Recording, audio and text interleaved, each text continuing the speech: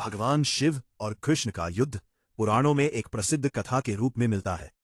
यह कथा भागवत पुराण और हरिवंश पुराण में वर्णित है, जिसे बानासुर युद्ध कहा जाता है। बहुत समय पहले बानासुर नाम का एक शक्तिशाली असुर राजा था। वह भगवान शिव का बहुत बड़ा भक्त था। उसकी कठोर तपस्या से प्रसन्न होकर शिव जी ने उसे आशीर्वाद दिया और उसकी रक्षा करने का वचन दिया। बानासुर की एक सुंदर बेटी थी, उषा। एक दिन उषा ने सपने में एक सुंदर राजकुमार को देखा और उससे प्रेम करने लगी।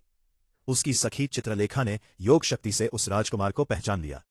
वह थे अनिरुद्ध, जो भगवान कृष्ण के पौत्र थे और प्रद्युम्न के पुत्र थे। चित्रलेखा अपनी योग शक्ति से अनिरुद्ध को द्वारका से उठाकर उषा के महल में ले आई।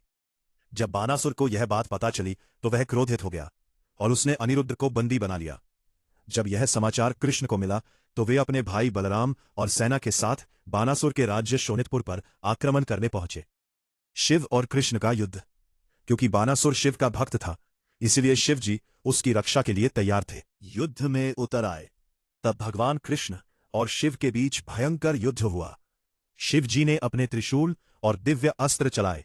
कृष्ण ने सुदर्शन चक्र और दिव्य शक्तियों से उनका सामना किया। युद्ध इतना भयानक था कि देवता भी आश्चर्य से देखने लगे। अंत में कृष्ण ने बानासुर की हजारों भुजाएं काट दी, लेकिन शिव जी के सम्मान में उसका जीवन नहीं लिया। युद्ध का अंत। भगवान शिव ने बानासुर को क्षमा करने की प्रार्थना की।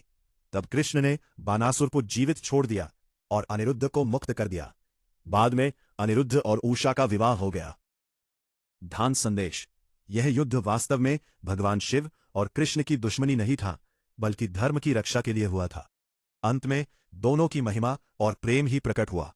अगर आपको कहानी अच्छी लगी और भगवान शिव और भगवान कृष्ण को आप मानते हैं तो चैनल को लाइक और सब्सक्राइब जरूर करें।